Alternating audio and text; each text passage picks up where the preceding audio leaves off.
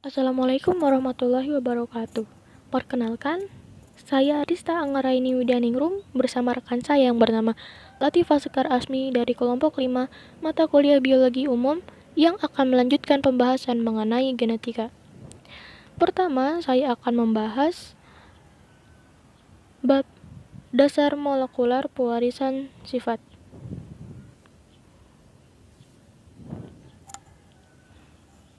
Faktor keturunan Gregor Mendel dan gen Thomas Hunt Morgan pada kromosom sebenarnya terdiri dari DNA.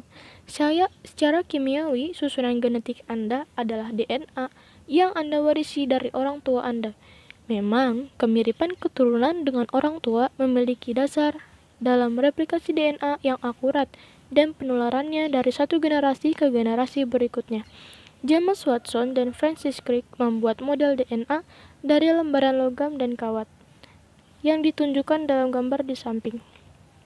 Dalam bab ini, Anda akan menemukan bagaimana ahli biologi menyimpulkan bahwa DNA adalah bahan genetik dan bagaimana Watson dan Crick menyusun strukturnya.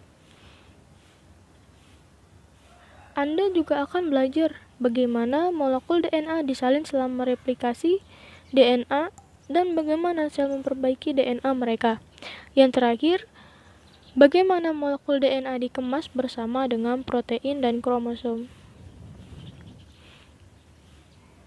Pada subbab pertama, kita akan belajar DNA adalah materi genetik. Pada awal abad ke-20, pengidentifikasian molekul-molekul warisan tampak sebagai tantangan besar bagi para ahli biologi.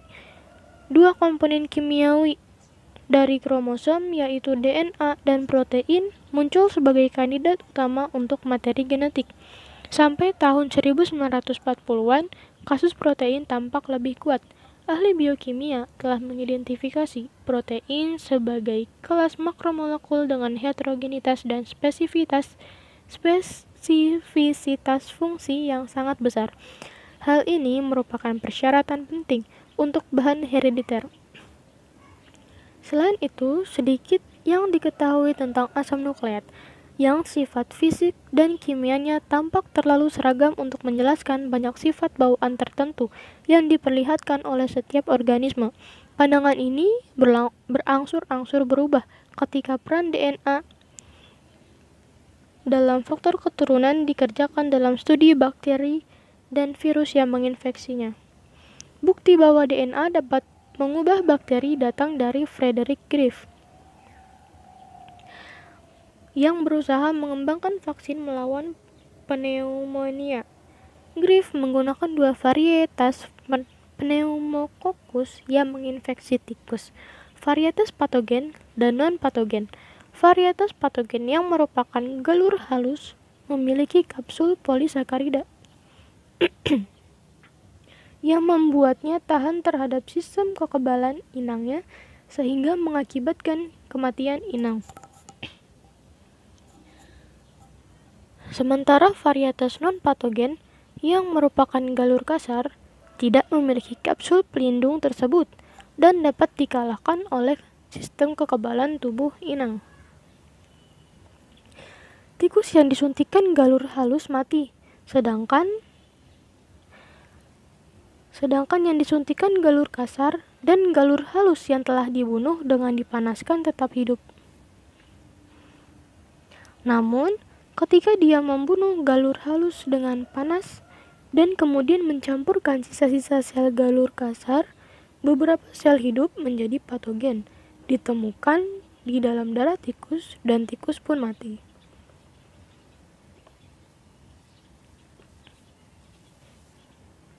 Meskipun bakteri itu telah mati, DNA-nya bertahan dari proses pemanasan dan diambil oleh bakteri galur kasar. DNA galur kasar mengandung gen yang membentuk kapsul perlindungan, dilengkapi dengan gen inti. Bakteri galur kasar menjadi terlindung dari sistem kekebalan inang dan dapat membunuhnya. Ini adalah percobaan pertama yang menunjukkan bahwa bakteri dapat memindahkan informasi genetik melalui proses yang disebut transformasi.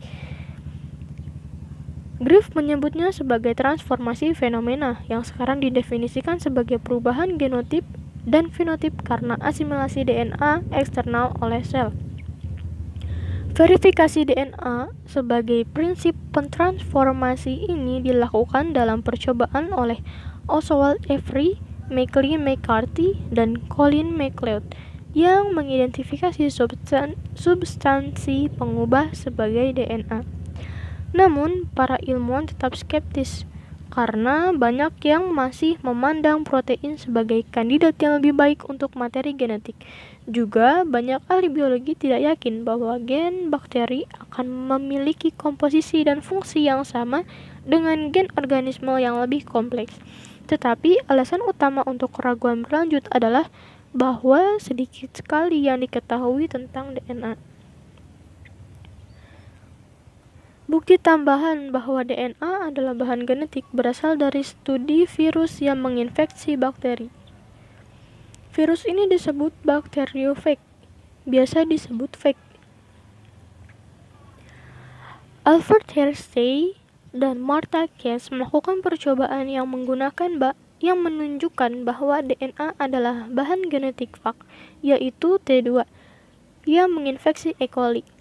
Phage T2 dapat dengan cepat mengubah sel E. coli menjadi pabrik penghasil T2. Mereka menyusun eksperimen yang menunjukkan bahwa hanya satu dari dua komponen T2 yang sebenarnya memasuki sel E. coli selama infeksi dan memprogram ulang sel inangnya untuk menghasilkan virus.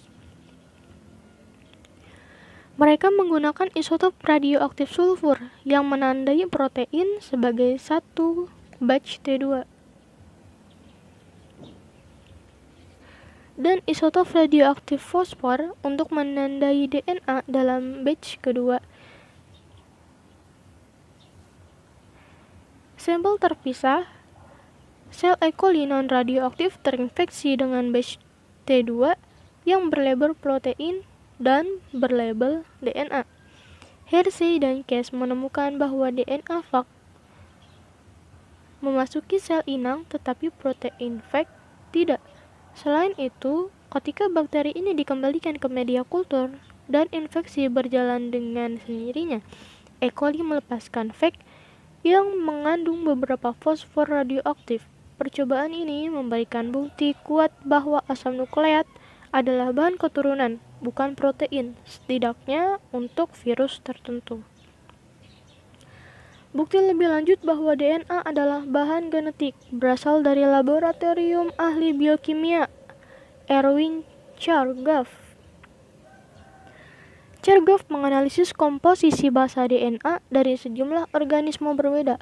Ternyata komposisi basa DNA bervariasi dari satu spesies ke spesies lainnya. Bukti Chargaff tentang keragaman molekuler di antara spesies yang oleh sebagian besar ilmuwan dianggap tidak ada dalam DNA, menjadikan DNA kandidat yang lebih kredibel untuk materi genetik.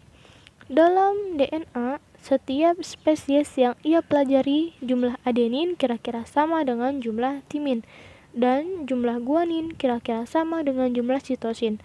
Kedua penemuan ini dikenal sebagai aturan Chargaff. Begitu sebagian besar ahli biologi yakin bahwa DNA adalah bahan genetik, tantangannya adalah untuk menentukan bagaimana struktur DNA dapat menjelaskan perannya dalam pewarisan sifat.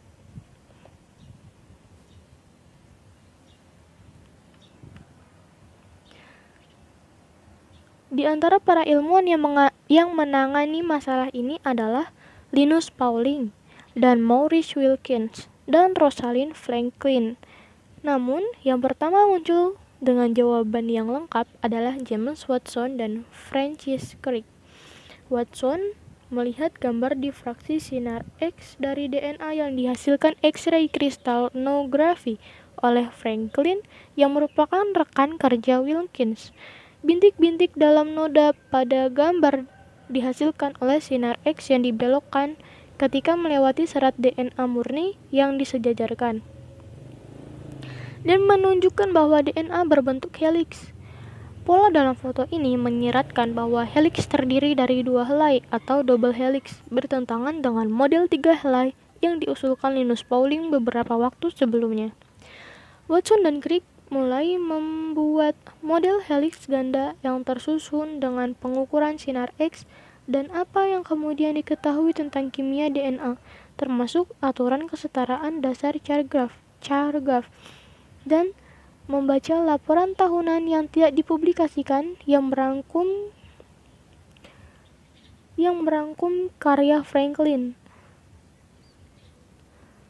Pengaturan Franklin menarik karena menempatkan gugus fosfat bermuatan negatif menghadap lingkungan sekitar, sementara basa nitrogen yang relatif hidrofobik disembunyikan di bagian dalam. Watson membuat model seperti itu yang ditunjukkan pada foto di pendahuluan bab ini. Tulang punggung gula fosfat ada di bagian luar molekul DNA. Dua tulang punggung gula fosfat bersifat antiparalel, yaitu subunit-subunit berlawanan arah, menempatkan gugus fosfat bermuatan negatif menghadap lingkungan sekitar, sementara basa nitrogen yang relatif hidrofobik disembunyikan di bagian dalam. Adenin dan guanin adalah purin, basa nitrogen dengan dua cincin nitrogen atau ikatan hidrogen, sedangkan sitosin dan timin adalah basa nitrogen yang disebut pirimidin, yang memiliki cincin tunggal. Memasangkan purin dengan pirimidin adalah satu-satunya kombinasi yang menghasilkan diameter yang seragam untuk heliks ganda. Mereka tidak membatasi urutan nukleotida di sepanjang setiap untai DNA. Urutan linier dari 4 basa dapat bervariasi dalam banyak cara, dan masing-masing gen memiliki urutan basa yang unik.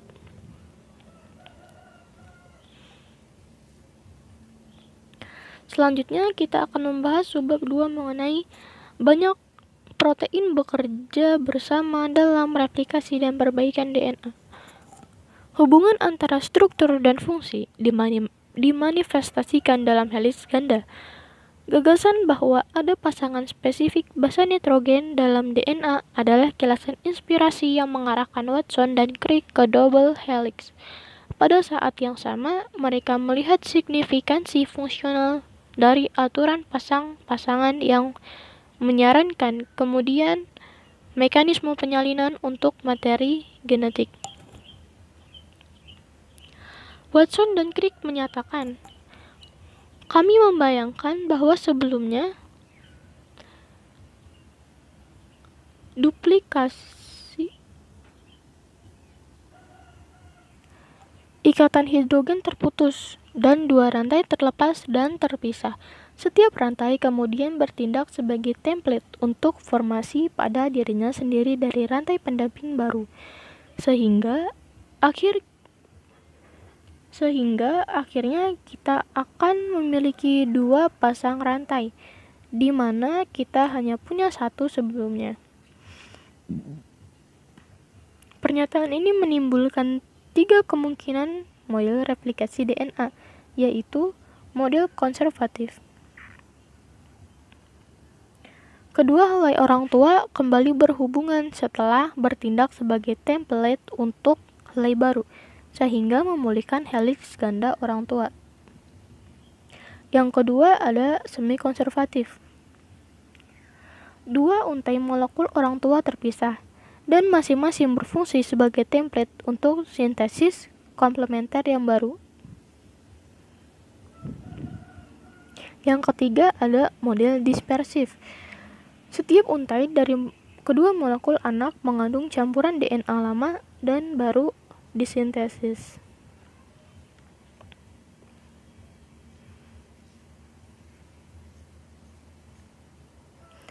Matthew Michelson dan Franklin Stahl menyusun percobaan cerdas yang membedakan antara 3 model. Hasil mereka mendukung model semi-konservatif replikasi DNA seperti yang diprediksi oleh Watson dan Crick. Michelson dan Stahl menumbuhkan E. coli selama bergenerasi pada medium yang mengandung isotop 15N sebagai pengganti isotop normalnya, yaitu 14N yang lebih ringan. Dengan demikian, massa jenis bakteri 15N akan lebih besar dari massa jenis bakteri 14N. Menggunakan prosedur teknik pemisahan molekul berdasarkan massa jenisnya yang dikenal dengan sebutan equilibrium density centrifugation. Untuk mengetahui teori mana yang berlaku dalam replikasi DNA, maka Michelson dan Stahl dapat mengetahuinya dengan mencatat perubahan komponen massa jenis DNA sel yang ditumbuhkan pada medium 15N dan kemudian dipindahkan ke medium 14N. Massa jenis DNA kurang lebih sama dengan massa jenis larutan garam berat seperti kalsium klorida. Dengan sentrifugasi kecepatan tinggi dan waktu tertentu, maka dapat dipisahkan antara molekul dengan massa jenis tinggi dan molekul dengan massa jenis rendah secara bergradien dari bagian atas tabung sampai ke bagian bawah tabung.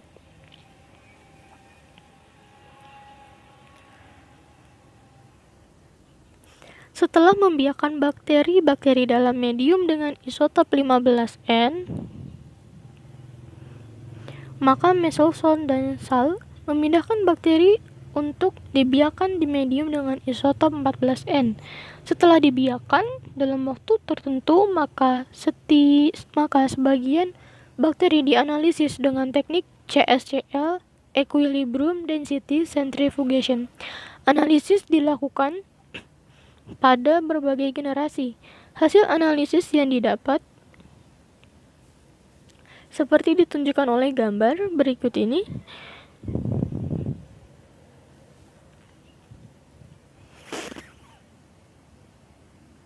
Sebelum perlakuan, maka diuji dulu untuk memastikan DNA parental yang dipakai adalah DNA yang mengandung isotop 15N. Kontrol 1 DNA bakteri yang dibiarkan di medium isotop 14N yang semua massa jenisnya ringan. Kontrol 2 campuran antara bakteri yang dibiarkan di isotop 14N dan 15N yang terpisah, membentuk dua lapisan yang berbeda.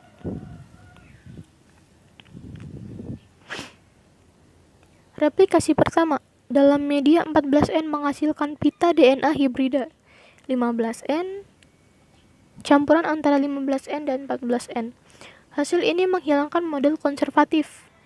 Replikasi kedua menghasilkan cahaya dan DNA hibrida, hasil yang membantah model dispersif dan mendukung model semi-konservatif. Oleh karena itu, mereka menyimpulkan bahwa replikasi DNA bersifat konservatif. Memulai replikasi DNA kromosomal dimulai di situs tertentu yang disebut origin of replication atau ORI, rentang pendek DNA yang memiliki urutan nukleotida tertentu.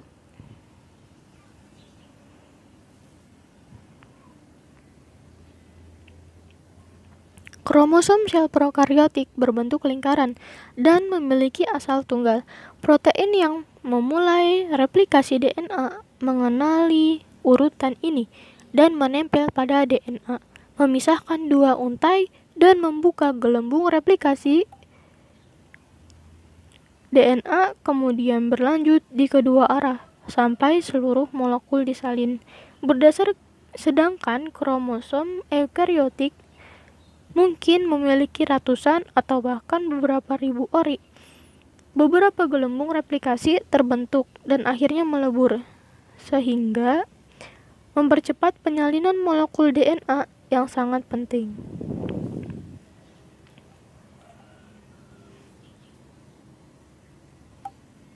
Di setiap ujung gelembung replikasi ada garpu replikasi.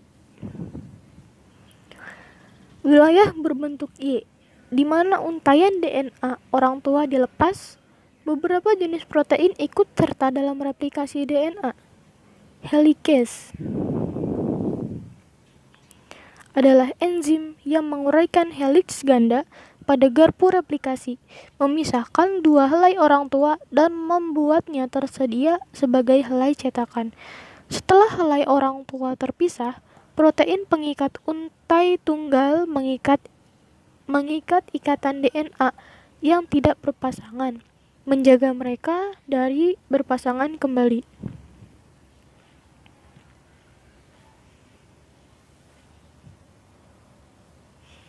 Terputusnya heliks ganda menyebabkan ikatan yang lebih erat dan tekanan di depan garpu replikasi. Topoisomerase adalah enzim yang membantu meredakan ketegangan ini dengan memecah, memutar, dan bergabung kembali dengan untaian DNA. Proses replikasi DNA adalah sebagai berikut.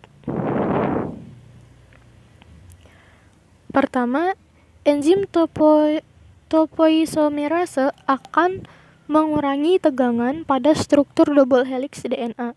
Kemudian, enzim helikase akan memisahkan rantai ganda menjadi rantai tunggal. Masing-masing rantai tunggal akan diikat oleh protein pengikat rantai tunggal untuk mencegah bersatunya kembali rantai tunggal menjadi rantai ganda. Ada dua rantai tunggal yang terbentuk yang disebut leading strand dan lagging strand.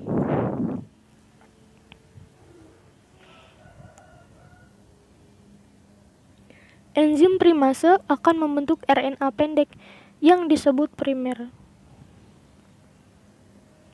Enzim DNA polimerase akan membentuk rantai DNA baru dengan cara menambahkan nukleotida baru dengan awalan primer yang sudah terbentuk. Pada leading strand hanya satu primer yang dibentuk sepanjang rantai baru yang akan dibentuk. Pada lagging strand terbentuk banyak primer yang kemudian akan diperpanjang oleh DNA polimerase, membentuk DNA pendek yang disebut fragmen Okazaki. Terdapat celah-celah dalam fragmen DNA di lagging strand yang akan disambung oleh kerja enzim ligase.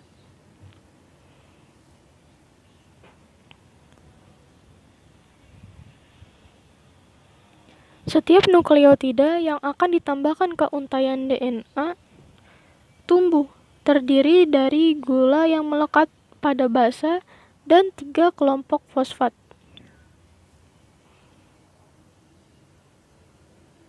Adenin nukleotida atau DATP yang digunakan untuk membuat DNA adalah komponen gula yang merupakan deoksiribosa.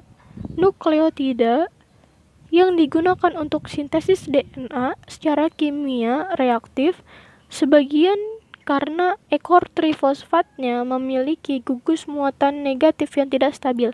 DNA polimerase mengkatalisis penambahan setiap monomer melalui reaksi dehidrasi. Karena setiap monomer bergabung ke ujung untai DNA yang tumbuh, dua gugus fosfat hilang sebagai molekul pirofosfat atau PPI.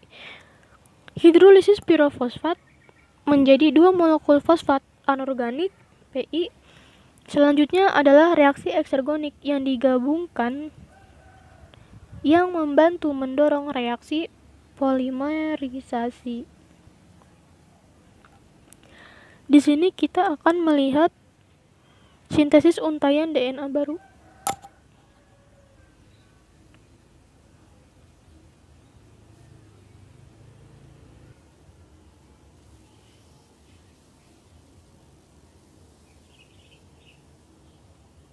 First step in DNA replication is to separate the two strands. This unzipping is done by an enzyme called helicase and results in the formation of a replication fork. Separated strands each provide a template, creating a new strand of DNA. An enzyme called primase starts the process. This enzyme makes a small piece of RNA called a primer. This marks the starting point for the construction of the new strand of DNA. An enzyme called DNA polymerase binds to the primer and will make the new strand of DNA. DNA polymerase can only add DNA bases in one direction, from the 5' end to the 3' end. One of the new strands of DNA, the leading strand, is made continuously. The DNA polymerase adding bases one by one in the 5' to 3' direction. The other strand, the lagging strand, cannot be made in this continuous way because it runs in the opposite direction. DNA polymerase can therefore only make this strand in a series of small chunks called Okazaki fragments.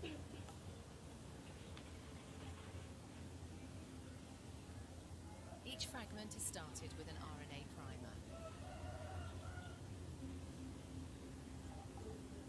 DNA polymerase then adds a short row of DNA bases in the 5' to 3' direction.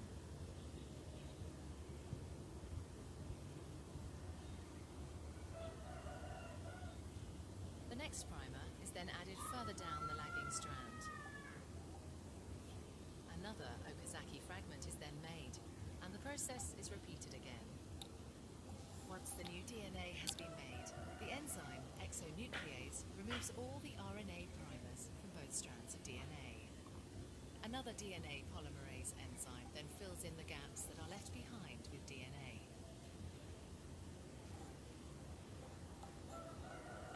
Finally, the enzyme DNA ligase seals up the fragments of DNA in both strands to form a continuous double strand.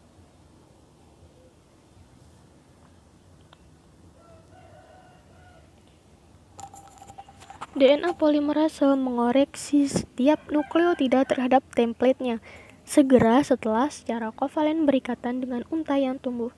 Setelah menemukan nukleotida berpasangan yang salah, polimerase menghilangkan nukleotida dan kemudian melanjutkan sintesis. Nukleotida yang tidak cocok kadang-kadang menghindari proofreading oleh DNA polimerase. Dalam perbaikan ketidakcocokan, enzim lain menghapus dan mengganti pasangan nukleotida yang salah yang dihasilkan dari kesalahan replikasi.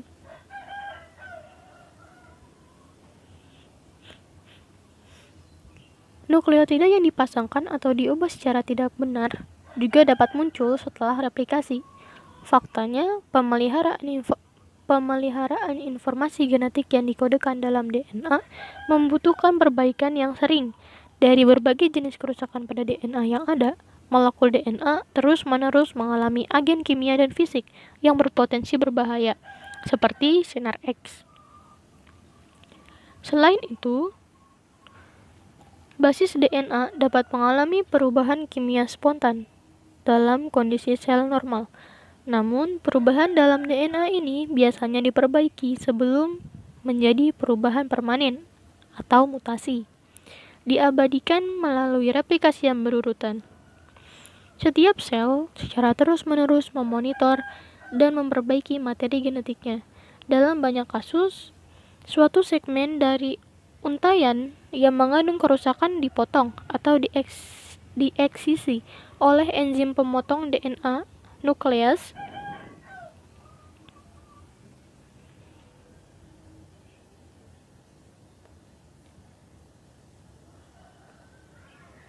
dan celah yang dihasilkan kemudian diisi dengan nukleotida menggunakan untai yang tidak rusak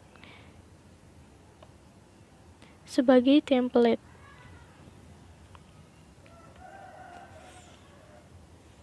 Enzim yang terlibat dalam mengisi celah adalah DNA polimerase dan DNA ligase. Salah satu enzim perbaikan DNA semacam itu disebut perbaikan eksisi nukleotida. Pada saat replikasi, ada sebagian kecil DNA sel yang tidak dapat direplikasi oleh DNA polimerase. Hal ini terjadi pada DNA kromosom eukariot karena berbentuk linear atau lurus, sehingga ujung-ujung molekul DNA semakin pendek yang tidak rata jika menggunakan mekanisme replikasi biasa. Sedangkan pemendekan DNA tidak terjadi pada sebagian besar prokariotik karena DNA-nya berbentuk melingkar, sehingga tidak memiliki ujung.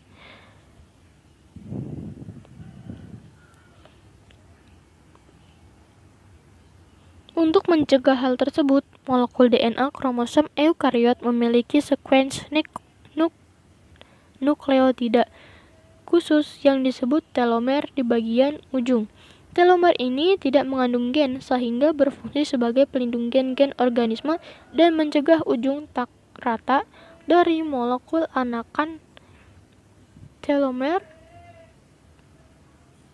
tidak mencegah pendekatan molekul DNA akibat replikasi. namun hanya menunda pengikisan gen di dekat ujung-ujung molekul DNA. Pada telomer ini terdapat enzim bernama telomerase yang berfungsi untuk mengkatalisis pemanjangan telomer dalam sel-sel nuftah eukariot sehingga mengembalikan panjang awal dan mengkompensasi pemendekan yang terjadi dalam replikasi DNA. Sekarang Anda telah mempelajari tentang struktur dan replikasi DNA. Mari kita mundur selangkah dan memeriksa bagaimana DNA dikemas ke dalam kromosom DNA.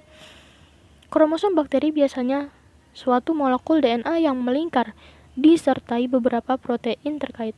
Kromatin eukariot menyusun kromosom tersusun dari DNA dan protein histon.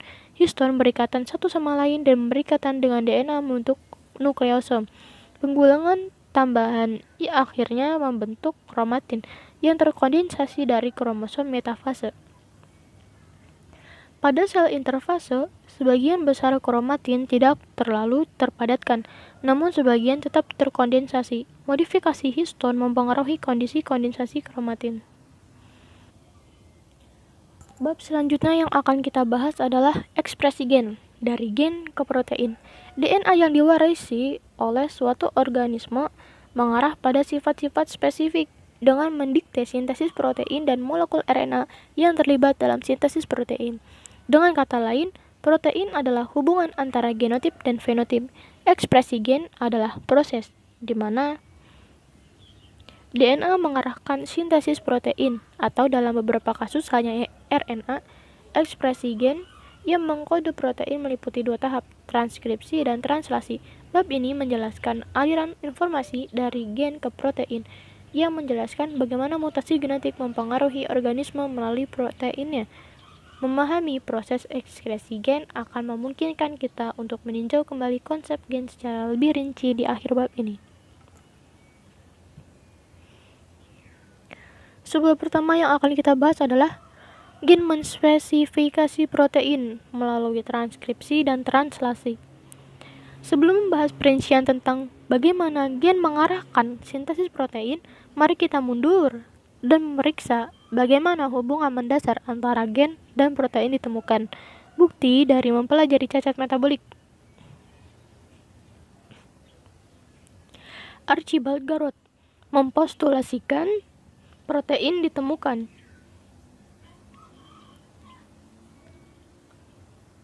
Archibald Garrod mempostulasikan bahwa gejala-gejala penyakit turunan mencerminkan ketidakmampuan seseorang membuat enzim tertentu atau kesalahan metabolis bawaan. Karena kebanyakan orang memiliki enzim yang memecah alkapton, sedangkan orang dengan alkaptonuria mewarisi ketidakmampuan untuk membuat enzim itu, sehingga alkapton dikeluarkan dalam urin mereka. Beberapa dekade kemudian, peneliti mendukung hipotesis Garrod bahwa satu gen, satu enzim. Kemudian, ada Bedel dan Tatum yang mengekspos sel neurospora kerasa ke sinar X.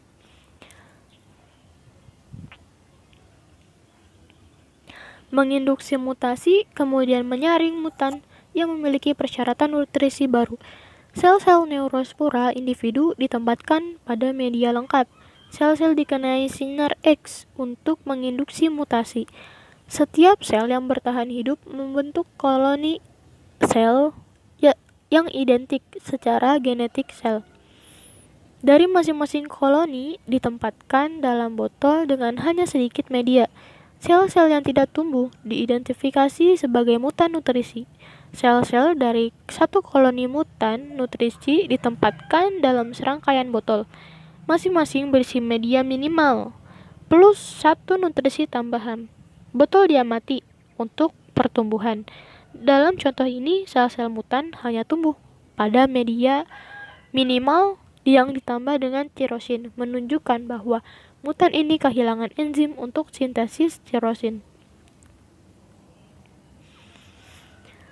Saat para peneliti mempelajari lebih banyak tentang protein, mereka membuat revisi terhadap satu gen satu hipotesis enzim, karena tidak semua protein adalah enzim. namun masih merupakan produk gen. Kemudian muncul istilah satu gen, satu protein. Namun, banyak protein dibangun dari 2 atau lebih rantai polipeptida yang berbeda, dan masing-masing polipeptida ditentukan oleh gennya sendiri, sehingga muncullah istilah satu gen, satu polipeptida. Meskipun demikian, deskripsi ini tidak sepenuhnya akurat. Pertama, dalam banyak kasus, gen eukariotik dapat memberi kode untuk serangkaian polipeptida terkait erat dengan melalui proses yang disebut splicing alternatif. Kedua, beberapa kode gen untuk molekul RNA yang memiliki fungsi penting sel meskipun mereka tidak pernah menerjemahkan menjadi protein. Gen memberikan instruksi untuk membuat protein spesifik, tetapi gen tidak membangun protein secara langsung. Jembatan antara DNA dan sintesis protein adalah RNA asam nukleat. Mendapatkan dari DNA menjadi protein membutuhkan 2 tahap utama, yaitu transkripsi dan translasi. Transkripsi merupakan sintesis RNA di bawah arahan DNA. Tipe molekul RNA ini disebut RNA duta atau messenger RNA, biasa disingkat mRNA. Translasi merupakan sintesis polipeptida yang terjadi di bawah arahan mRNA. Tempat translasi adalah ribosom. Pada sel prokariotik, dalam sel yang tidak memiliki nukleus, mRNA yang dihasilkan oleh transkripsi segera diterjemahkan tanpa proses tambahan. Sedangkan pada sel eukariotik, nukleus menyediakan kompartemen terpisah untuk transkripsi.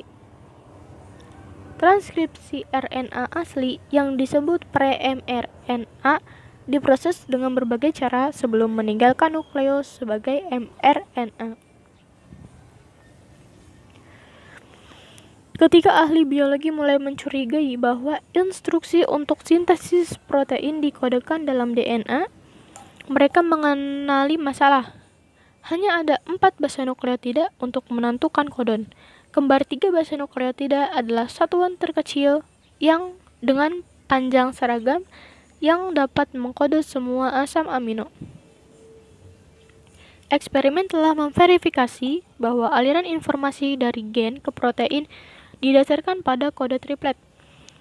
Instruksi genetik untuk rantai polipeptida ditulis dalam DNA sebagai serangkaian kata-kata 3 nukleotida yang tidak tumpang tindih.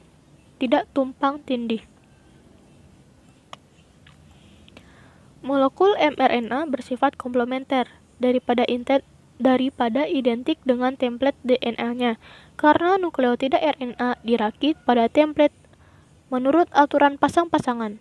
Namun, timin digantikan dengan urasil dan mengandung ribosa, bukan deoksiribosa pada RNA. Molekul RNA disintesis dalam arah antiparalel dengan untaian template DNA. Kembar 3 nukleotida mRNA disebut kodon, dan mereka biasanya ditulis dalam arah 5-3.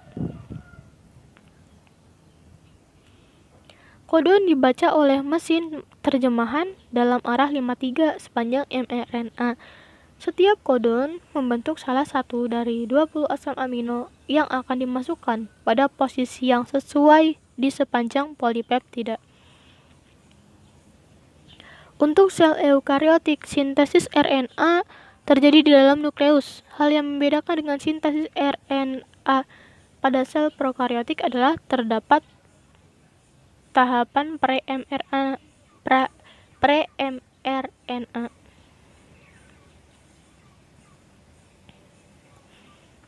Yang pertama, ada inisiasi. Faktor transkripsi memediasi pengikatan RNA polimerase dan inisiasi transkripsi. Setelah faktor transkripsi tertentu melekat pada promotor, RNA polimerase 2 dapat berikatan dengan promotor sehingga dapat memisahkan heliks ganda DNA dan mulai mentranskripsi. Faktor transkripsi dan RNA polimerase 2 yang terikat pada promotor yang terjadi dalam kotak TATA disebut kompleks inisiasi transkripsi.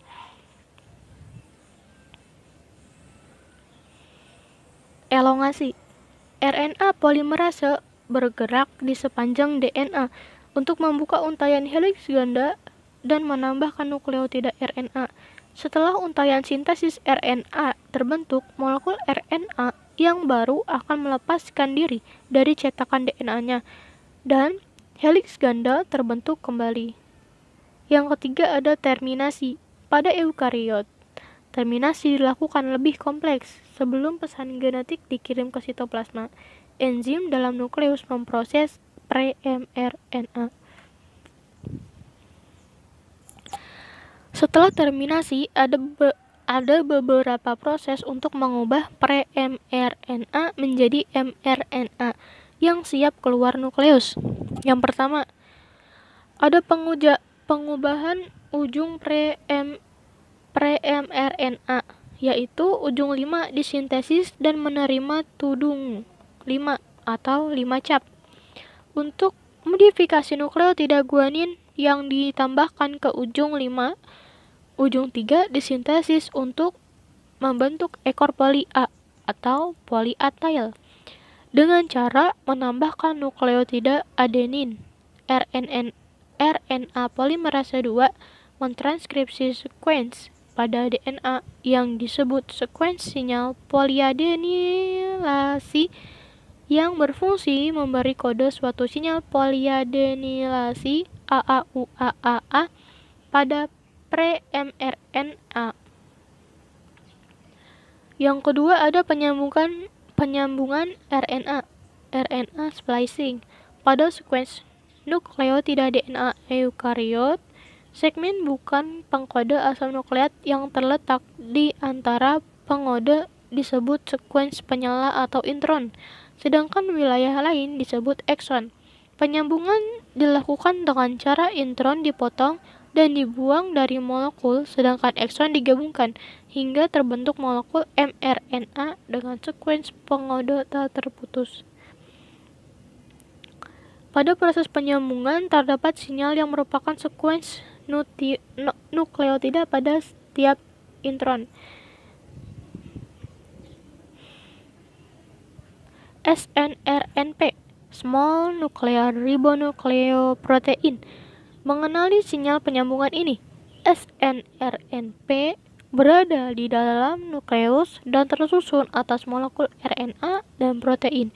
Jika beberapa SNRNP bergabung dengan beberapa protein, maka dapat membentuk splisosom yang hampir sama besar dengan ribosom. Splisosom berinteraksi dengan sinyal tertentu di sepanjang intron, melepaskan intron dan menggabungkan ekson.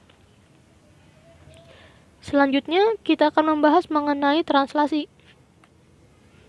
Komponen utama pada translasi yaitu RNA penerjemah yang biasa disebut tRNA, yang fungsinya mentransfer asam amino dari kumpulan asam amino di sitoplasma ke ribosom.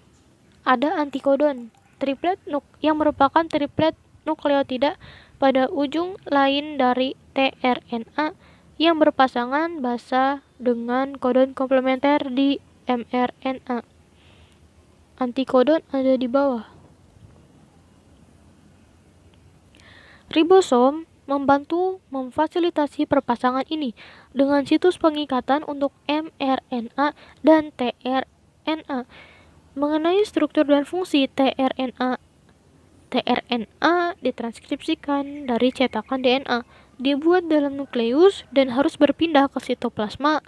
tRNA digunakan berulang-ulang, mengambil asam amino yang sesuai di dalam sitosol dan meletakkannya pada rantai polipeptida di ribosom, terdiri dari seutas untai RNA sekitar 80 nukleotida yang memuntir dan menggulung membentuk struktur 3 dimensi dengan ujung 3 yang menonjol untuk melekatkan asam amino.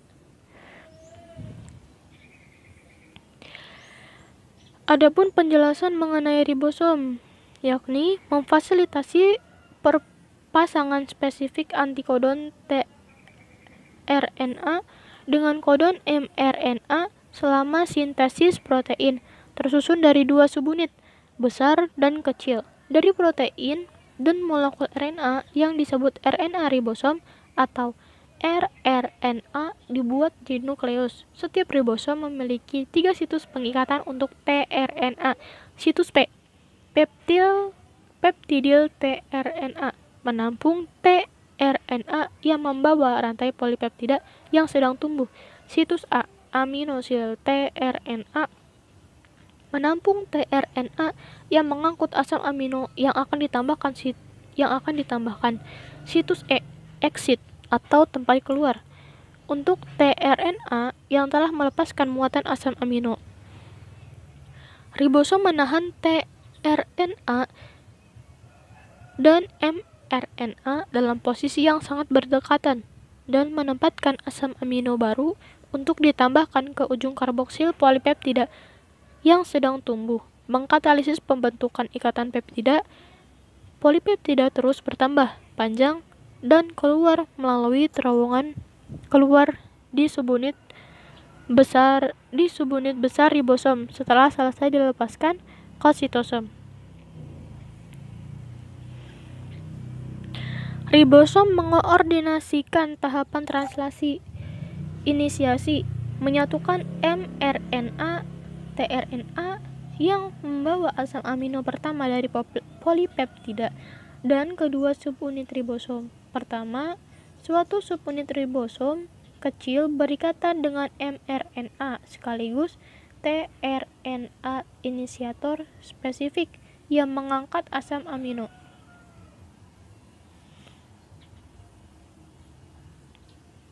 Kedua, kedatangan subunit besar melengkapi kompleks inisiasi.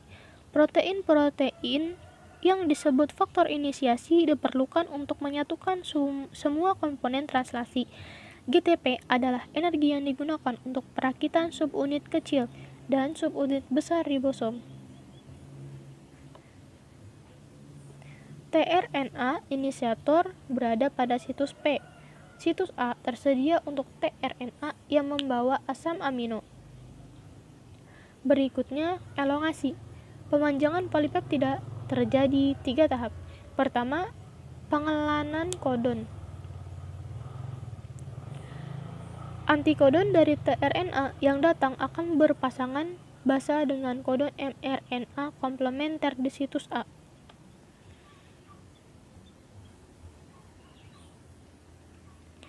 Hidrolisis GTP meningkatkan akurasi dan efisiensi dari langkah ini. Kedua, pembentukan ikatan peptida. Molekul RNA subunit ribosom besar menganalisis pembentukan sebuah ikatan peptida di antara asam amino baru di situs A dan ujung karboksil polipeptida yang sedang tumbuh di situs P. Langkah ini menyingkirkan polipeptida dari tRNA di situs P dan melekatnya ke asam amino pada tRNA di situs A. Ketiga, translokasi. Ribosom mentranslokasikan tRNA kosong di situs P. tRNA kosong di situs P bergerak ke situs E dan dilepaskan. mRNA bergerak terus bersama tRNA yang berikatan dengannya membawa kodon berikutnya untuk ditransfer ke dalam situs A. Terminasi. Translasi terjadi melalui 3 tahapan. Pertama, ketika ribosom mencapai kodon stop di mRNA, situs A ribosom menerima sebuah faktor pelepas yaitu protein yang berbentuk seperti tRNA.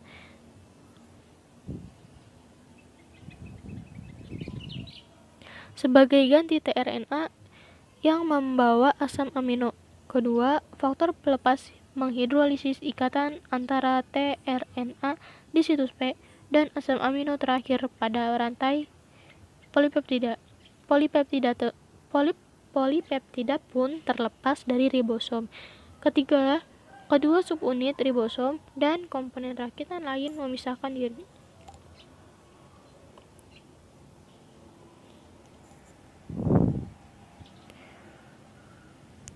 Selama translasi, Urutan codon di sepanjang molekul mRNA dikode atau ditranslasi menjadi urutan asam amino yang menyusun suatu rantai polipeptida. Setiap codon di sepanjang mRNA menentukan yang mana dari ke-20 asam amino itu yang akan dimasukkan pada posisi yang sesuai di sepanjang polipeptida.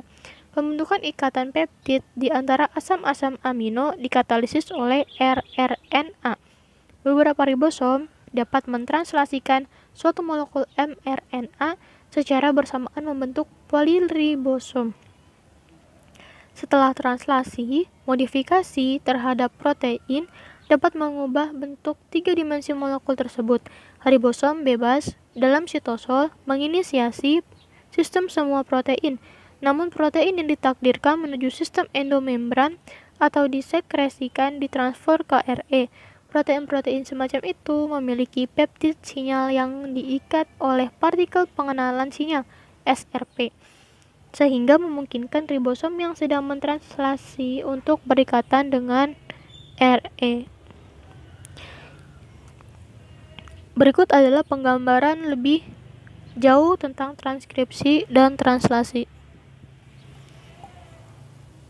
The DNA in the gene is used as a template to make a messenger RNA strand with the help of the enzyme RNA polymerase. This process occurs in 3 stages: initiation, elongation, and termination. During initiation, the promoter region of the gene functions as a recognition site for RNA polymerase to bind. This is where the majority of gene expression is controlled, by either permitting or blocking access to this site by the RNA polymerase.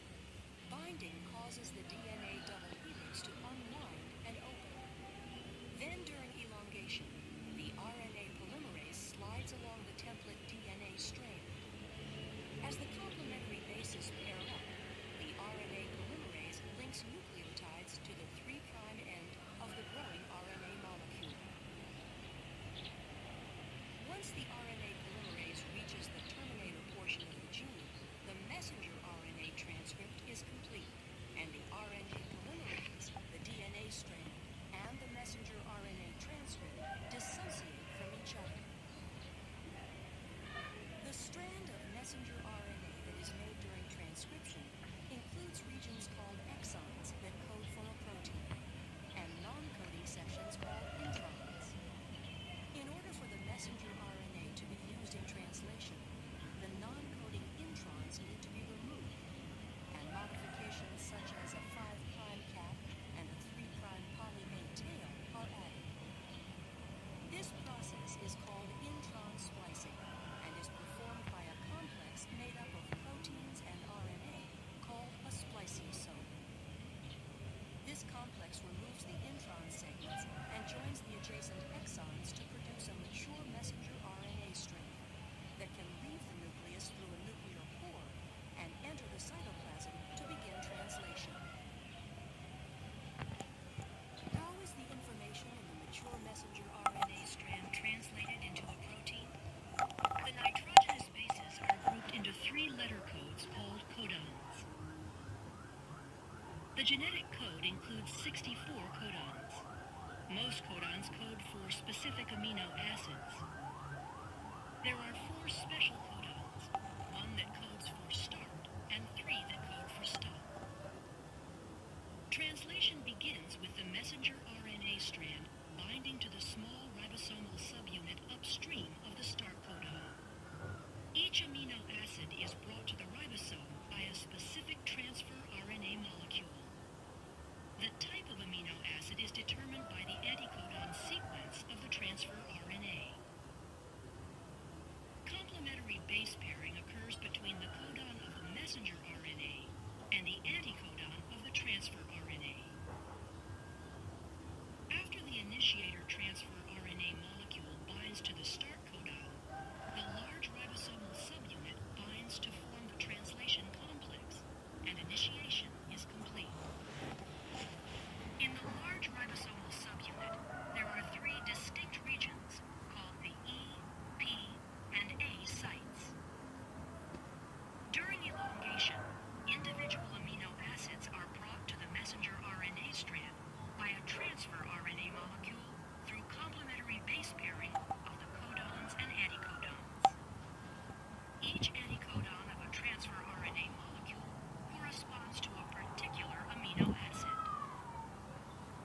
charged transfer RNA molecule binds to the A site, and a peptide bond forms between its amino acid and the one attached to the transfer RNA molecule at the P site. The complex slides down one codon to the right, where the now uncharged transfer RNA molecule exits from the E site, and the A site is open to accept the next transfer RNA molecule. Elongation will continue until a stop codon is reached.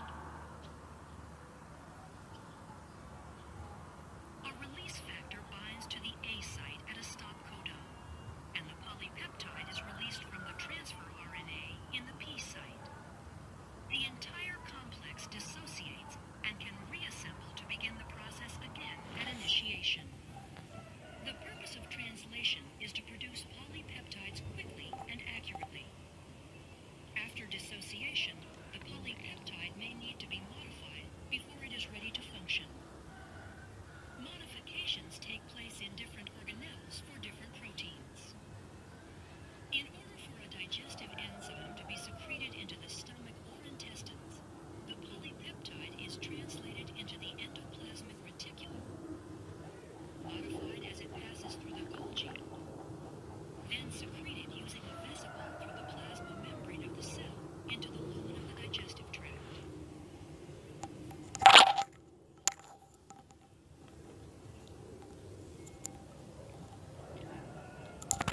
Baiklah, cukup sekian materi dari saya. Materi selanjutnya akan disampaikan oleh Latifah Sekar Asmi. Subunit 17.5 Mutasi nukleotida dapat mempengaruhi fungsi dan struktur protein. Mutasi merupakan perubahan terhadap informasi genetika suatu sel. Mutasi bertanggung jawab atas keragaman besar gen yang ditemukan di antara organisme karena mutasi adalah sumber utama gen baru. Jenis mutasi dalam skala kecil. Yang pertama itu ada substitusi. Substitusi merupakan penggantian satu basa nukleotida dan pasangannya dengan pasangan nukleotida yang lain. Sebelah kiri ini merupakan rangkaian nukleotida normal, sedangkan yang sebelah kanan yang sudah mengalami substitusi. Yang pertama, dia mengalami silent mutation atau mutasi diam. Mutasi diam ini tidak memiliki efek yang dapat diamati pada fenotipnya. Kalau dalam contoh, asam amino sama-sama menghasilkan asam amino glisin walaupun satu basa nukleotidanya berubah. Dan yang kedua, mengalami missense mutation. Mutasi ini memiliki sedikit efek pada protein asam amino, baru mungkin memiliki sifat-sifat yang mirip dengan asam amino yang digantikan, atau mungkin berada di daerah protein yang mana urutan asam amino tidak tepat penting bagi protein. Yang kedua ada mutasi missense, yaitu substitusi yang mengubah satu asam amino menjadi asam amino yang lain. Di sini di gambar itu kan terlihat ya, kalau yang normal itu dia menghasilkan asam amino glisin, dan karena di sini terjadi substitusi maka berubah asam aminonya menjadi serin. Dan yang ketiga itu ada mutasi nonsense.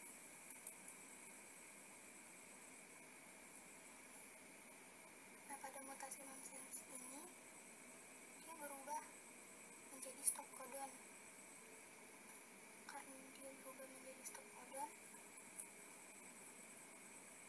maka dia menyebabkan terjemahannya itu berhenti sebelum waktunya. Maka polipeptida yang dihasilkan itu akan lebih pendek dari polipeptida yang dikodekan oleh gen normal. Kebanyakan mutasi nonsense menyebabkan proteinnya tidak berfungsi. Selanjutnya adalah penambahan dan pengurangan basa nukleotida. Biasanya dalam penambahan dan pengurangan ini mengalami frame shift atau pergeseran polipeptida. Yang pertama ini terjadi penambahan basa nukleotida adenin yang merubah asam aminonya menjadi stop codon, yang berakibat ini namanya mutasi nonsense. Dan yang kedua itu dia kehilangan basa adenin. Ini dia mengalami mutasi missense.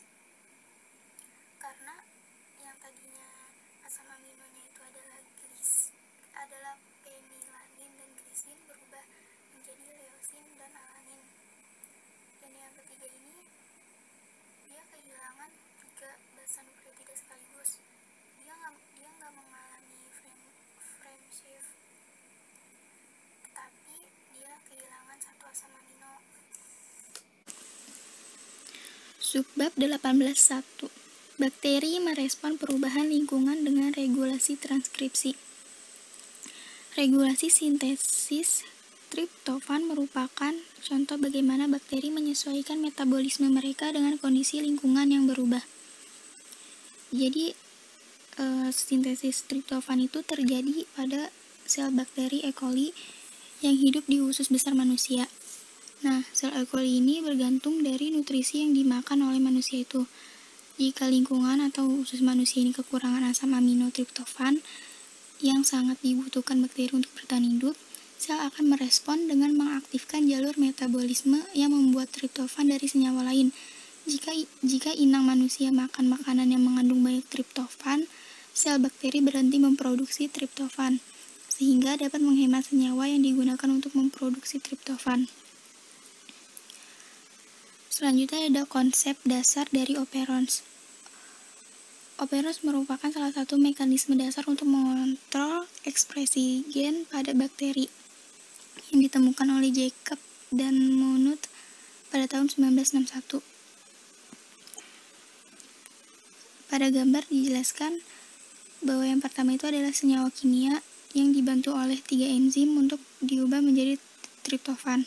Setiap reaksi dikatalis oleh enzim tertentu, dan 5 gen yang mengkode subunit enzim ini dikelompokkan bersama pada kromosom bakteri. Promotor tunggal membantu ke-5 gen untuk membentuk unit transkripsi. Dengan demikian, transkripsi menimbulkan satu molekul mRNA panjang yang mengkode untuk 5 polipeptida yang menyusun enzim di jalur triptofan. Selanjutnya ada 2 keadaan di mana yang satu itu di saat kekurangan enzim triptofan.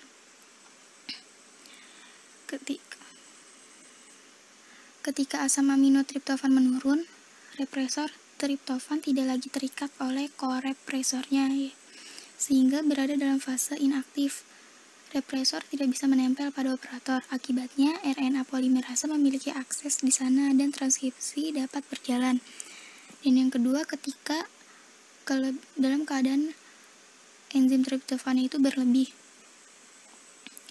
Pada operon TRP, asam amino triptofan bertindak sebagai korepresor yang menempel pada represor TRP. Nah, represor TRP ini menjadi aktif sehingga dia memiliki afinitas yang tinggi. Dia bisa mengikat operator.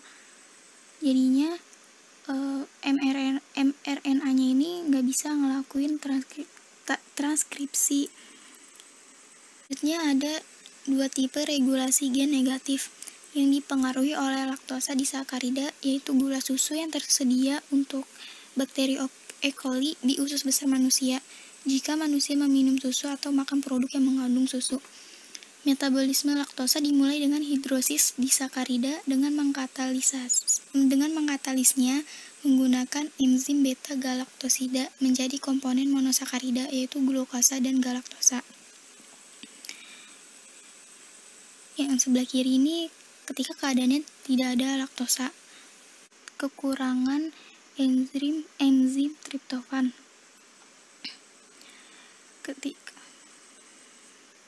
Ketika asam amino triptofan menurun, represor triptofan tidak lagi terikat oleh korepresornya, sehingga berada dalam fase inaktif. Represor tidak bisa menempel pada operator. Akibatnya, RNA polimerase memiliki akses di sana dan transkripsi dapat berjalan. Dan yang kedua, ketika dalam keadaan enzim triptofan itu berlebih. Pada operon TRP, asam amino triptofan bertindak sebagai korepresor yang menempel pada represor TRP. Nah, represor TRP ini menjadi aktif sehingga dia memiliki afinitas yang tinggi. Dia bisa mengikat operator. Jadinya mRNA-nya ini nggak bisa ngelakuin transkripsi. Selanjutnya ada dua tipe regulasi gen negatif yang dipengaruhi oleh laktosa disakarida, yaitu gula susu yang tersedia untuk bakteri E. coli di usus besar manusia jika manusia meminum susu atau makan produk yang mengandung susu. Metabolisme laktosa dimulai dengan hidrosis disakarida dengan mengkatalisnya menggunakan enzim beta-galaktosida menjadi komponen monosakarida, yaitu glukosa dan galaktosa. Yang sebelah kiri ini ketika keadaannya tidak ada laktosa. Nah, operon lak sendiri itu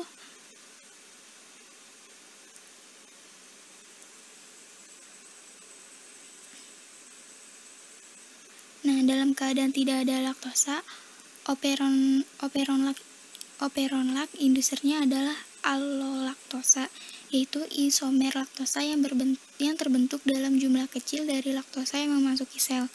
Karena tidak ada laktosa, represor lak menjadi aktif dan mengikat operator, maka RNA polimerase tidak dapat mengkode gen lak operon sehingga enzim untuk menggunakan laktosa tidak dibuat. Nah, yang kedua, jika kondisinya ada laktosa. Laktosa tersedia di lingkungan sel. Allolaktosa berikatan dengan represor lak dan mengubah bentuknya sehingga represor tidak dapat lagi mengikat ke operator tidak aktif.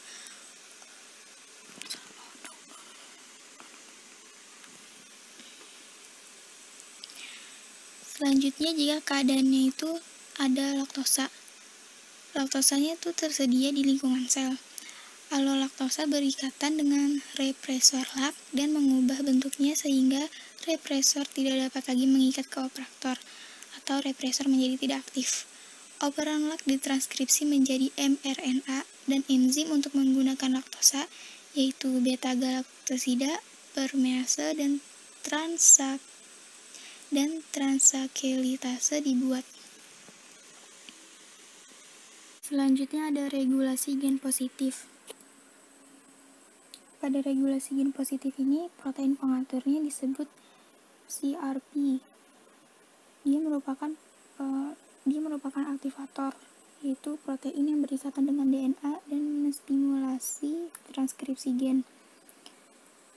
Yang pertama ini pada keadaan ketika kuantitas glukosanya tinggi.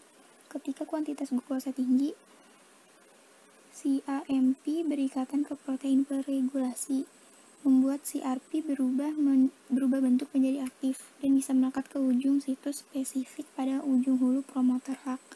Pelekatan CRP ke promotor merangsang ekspresi gen. Dan yang kedua, ketika kondisi kuantitas glukosanya rendah. Jika jumlah glukosa dalam sel menurun, konsentrasi CAMP turun, dan tanpa CAMP, CRP terlepas dari operon lak. Karena CRP tidak aktif, RNA polimerase berikatan kurang efisien dengan promotor, dan transkripsi operon lak hanya berlangsung pada tingkat yang rendah, meskipun ada laktosa. Selanjutnya, subunit 18.2, tahap ekspresi gen pada eukariotik. Yang pertama ada perbedaan ekspresi gen. Perbedaan antara jenis sel bukan dikarenakan gen yang berbeda, tetapi karena ekspresi gen yang berbeda oleh sel dengan genom yang sama. Yang pertama, modifikasi histon. Dapat dilihat di gambar. N-terminusum atau ekor dari protein histon dari setiap molekul histon dalam nukleosom itu menonjol keluar. Ekor-ekor ini bisa diakses oleh berbagai enzim.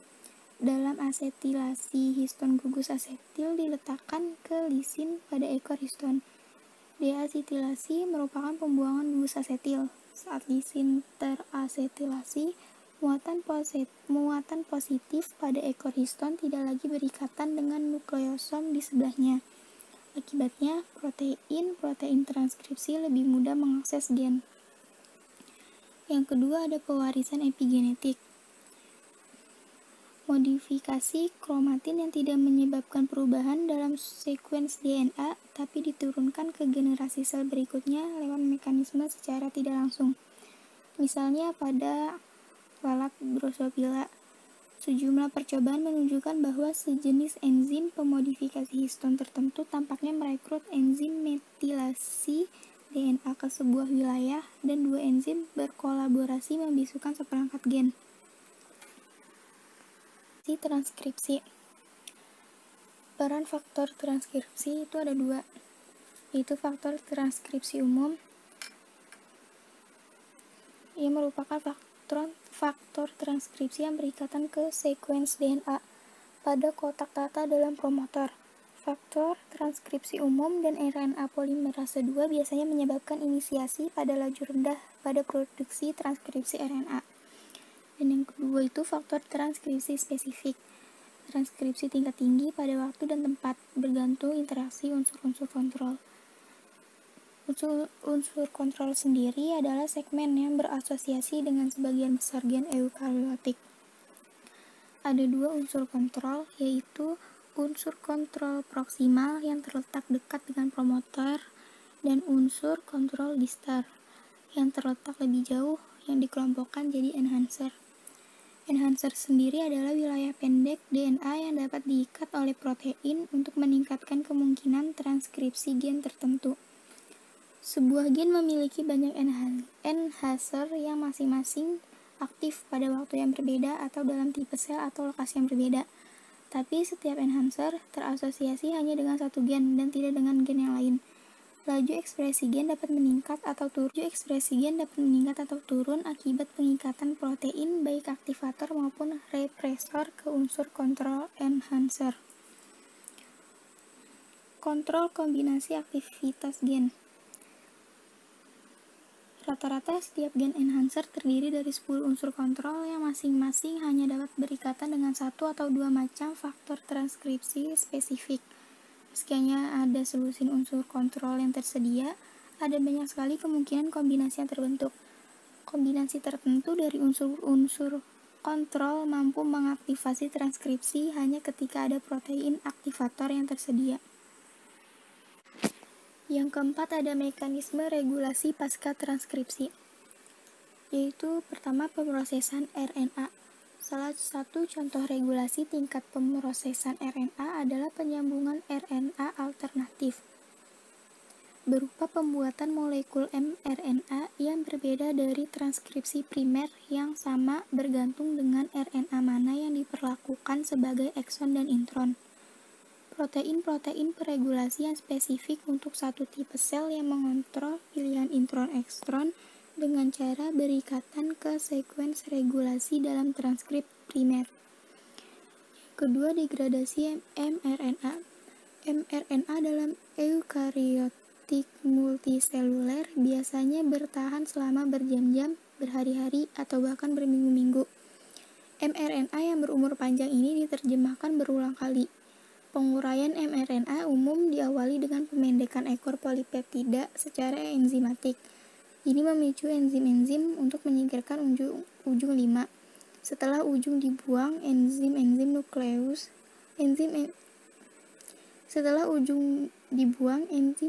nukleus dengan cepat menghancurkan mRNA.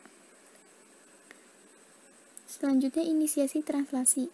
Protein-protein peregulasi yang berikatan dengan sekuens atau struktur spesifik dalam wilayah yang tak tertranslasikan pada ujung 5 mRNA mencegah pelekatan ribosom. Pada sel telur, pada beberapa organisme, mRNA yang tersimpan tidak memiliki ekor polipeptida dengan panjang yang cukup untuk memungkinkan inisiasi translasi. Tapi pada waktu yang tepat saat perkembangan embrio, sejenis enzim sitoplasma menambahkan lebih banyak nukleotida adenin, sehingga mendorong dimulainya translasi. Yang terakhir, pemrosesan dan degradasi protein. Peluang terakhir untuk mengendalikan ekspresi gen terjadi setelah terjemahan. Seringkali polipeptida eukariotik harus diproses dengan menghasilkan molekul protein fungsional, misalnya pembelahan insulin polipeptida awal, atau proinsulin membentuk hormon aktif. Selain itu, banyak protein menjalani modifikasi kimia yang membuatnya berfungsi. Protein pengatur biasanya diaktifkan atau dinonaktifkan oleh penambahan gugus fosfat yang dapat dibalik, dan protein yang diperuntukkan bagi permukaan sel hewani memperoleh gula. Protein permukaan sel yang lain juga harus diangkut ke tujuan target dalam sel agar berfungsi. Regulasi dapat terjadi pada salah satu langkah yang terlibat dalam memodifikasi atau mengangkut protein. 18.3. Non-coding RNA berperan besar dalam mengontrol ekspresi gen. Yang pertama itu ada pengaruh mikroRNA dan small interfering RNA terhadap non-coding RNA. MikroRNA atau miRNA dan small interfering RNA atau cRNA adalah RNA untik tunggal molekul yang mampu mengikat urutan komplementer dalam molekul mRNA. Prekursor RNA yang lebih panjang diproses oleh enzim seluler menjadi miRNA. Jika model prekursor cRNA disuntikkan ke dalam sel, mesin sel dapat memprosesnya menjadi cRNA yang mematikan ekspresi gen dengan urutan terkait, mirip dengan bagaimana fungsi miRNA. Perbedaan antara miRNA dan cRNA didasarkan pada perbedaan halus dalam struktur prekursor mereka, yang dalam kedua kasus adalah molekul RNA yang sebagian besar beruntai ganda. Pemblokiran ekspresi gen oleh cRNA disebut sebagai gangguan RNA interference. Pemblokiran ekspresi gen oleh cRNA disebut sebagai interference RNA. Berikut ini merupakan gambar yang merepresentasikan bagaimana pengaruh mikroRNA dan small interfering RNA terhadap non-coding RNA. Pertama, miRNA itu berikatan dengan mRNA target dengan setidaknya 7 basa komplementer. Lalu jika basis miRNA dan mRNA saling melengkapi sepanjang mRNA akan terdegradasi seperti di gambar yang sebelah kiri. Jika perbandingan kurang lengkap, terjemahan akan diblokir, seperti yang digambar sebelah kanan. Yang kedua ada remodeling kromatin dan efek transkripsi oleh non-coding RNA. Sistem cRNA dalam ragi berinteraksi dengan non-coding RNA lain dan dengan enzim pengubah kromatin untuk memadatkan kromatin sentromer menjadi heterochromatin. Subunit 18.4. Program ekspresi gen diferensial mengarah ke berbagai jenis sel dalam organisme multiseluler. Yang pertama itu genetik program untuk perkembangan embrio. Saat pembelahan sel mitosis, zigot memunculkan sejumlah besar sel. Selama perkembangan embrionik, sel tidak hanya bertambah jumlahnya, tapi juga mengalami diferensial sel, proses di mana sel menjadi terspesialisasi dalam struktur dan fungsinya. Morfogenesis merupakan pengembangan bentuk organisme dan strukturnya. Yang kedua ada cytoplasmic determinants and inductive signals. Di gambar yang pertama ini ada bagaimana sitoplasma dapat ditentukan di dalam sel telur. Sitoplasma pada sel telur yang tidak dibuahi tidak homogen. mRNA, protein, dan zat lain dan organel didistribusikan secara tidak merata dalam sel telur yang tidak dibuahi. Zat yang ada dalam sel telur yang memengaruhi perkembangan awal disebut penentu sitoplasma. Setelah pembuahan dan pembelahan mitosis, inti sel dari embrio terpapar pada set-set determinan sitoplasma yang berbeda, dan sebagai hasilnya mengekspresikan gen-gen yang berbeda. Gambar yang kedua itu bagaimana induksi sel dapat terjadi. Sel-sel di bagian bawah embrio awal melepaskan molekul yang memberi sinyal atau menginduksi sel-sel terdekat untuk mengubah ekspresi gen mereka.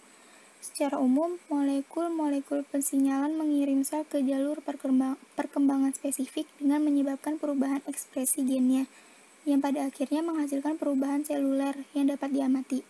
Dengan demikian, interaksi antara sel-sel embrionik membantu menginduksi diferensiasi ke dalam banyak tipe sel khusus yang membuat organisme baru. Yang ketiga adalah regulasi berurutan ekspresi gen selama diferensiasi sel. Gambar yang di sebelah kiri adalah tahap pertama, yaitu penentuan. Sinyal dari sel lain mengarah ke aktivasi gen pengatur utama yang disebut miyodi, dan sel membuat protein miyodi, yaitu faktor transkripsi spesifik yang bertindak sebagai aktivator. Kemudian sel menjadi sel mioblas, yang tidak dapat lagi kembali menjadi sel otot rangka. Yang sebelah kanan itu tahap kedua, yaitu diferensiasi. Protein miyodi menstimulasi gen miyodi lebih lanjut dan mengaktifkan gen yang mengkode faktor transkripsi spesifik otot lainnya, yang pada gilirannya mengaktifkan gen untuk protein otot.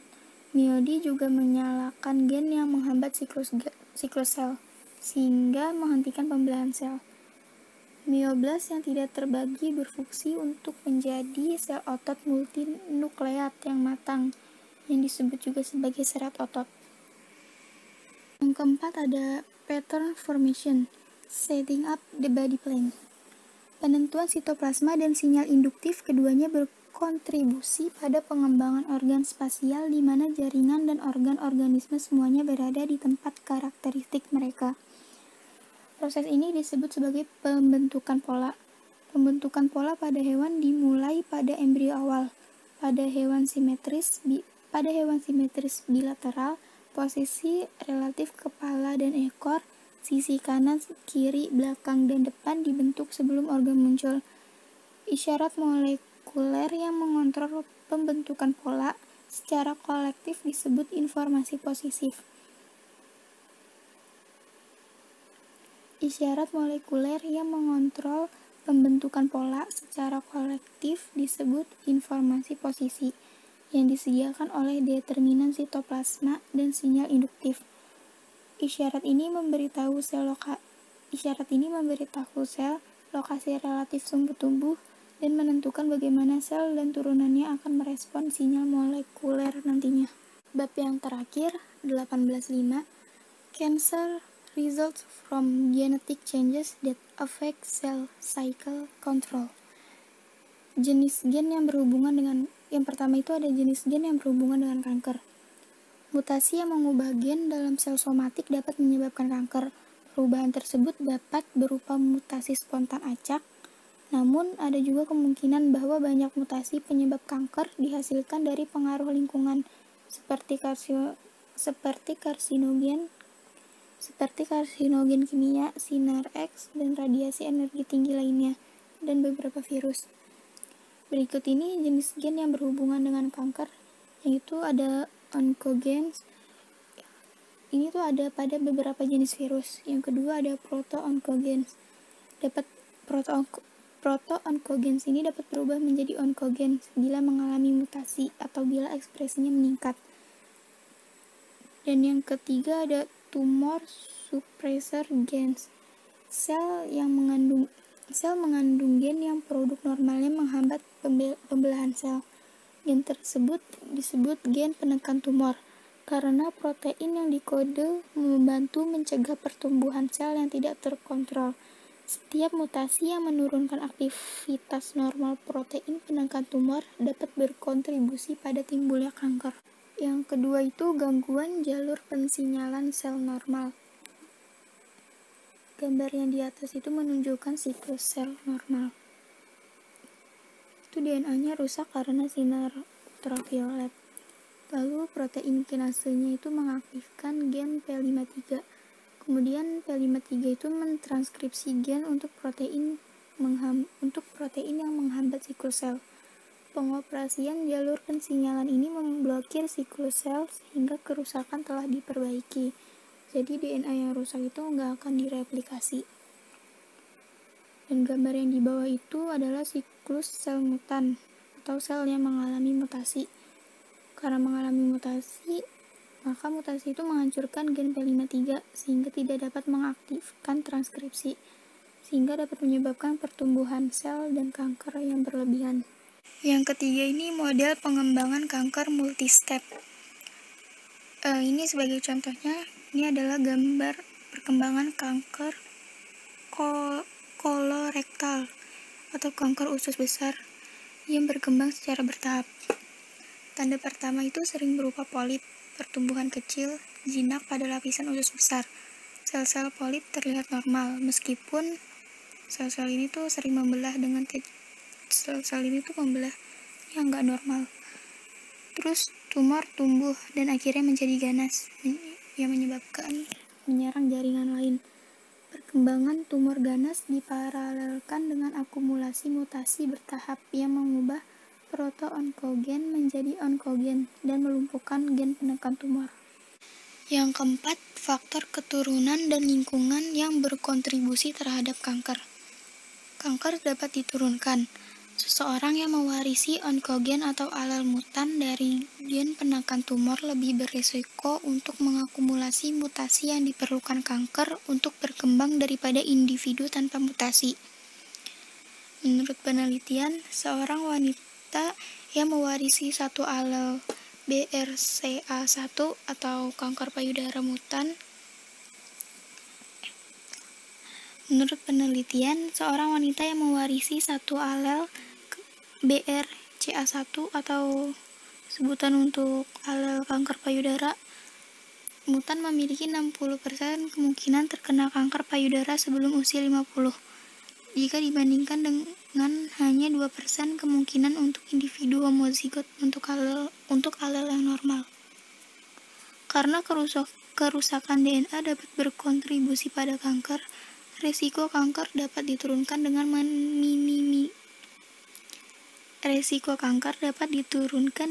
meminimalkan paparan agen perusak DNA seperti radiasi sinar ultraviolet di bawah sinar matahari dan bahan kimia yang ditemukan dalam asap rokok. Yang terakhir itu virus berperan dalam timbulnya kanker. Sejumlah virus tumor dapat menyebabkan kanker pada berbagai hewan, termasuk manusia. Pada tahun 1911, Peyton Rose menemukan virus yang menyebabkan kanker pada ayam. Virus Epstein-Barr yang menyebabkan mononukleosis infeksiosa telah dikaitkan dengan beberapa jenis kanker pada manusia. Papillomavirus dikaitkan dengan kanker serviks dan virus yang disebut HTLV1 yang menyebabkan leukemia. Virus berperan sekitar 15% dari kasus kanker manusia. Virus dapat mengganggu regulasi gen dalam beberapa cara jika mereka mengintegrasikan materi genetik mereka ke dalam DNA sel. Integrasi virus dapat menyumbangkan onkogen ke sel, mengganggu gen penekan tumor, atau mengubah proto-onkogen menjadi onkogen. Beberapa virus menghasilkan protein yang menonaktifkan P53 dan protein penekan tumor lainnya, membuat sel lebih rentan menjadi kanker.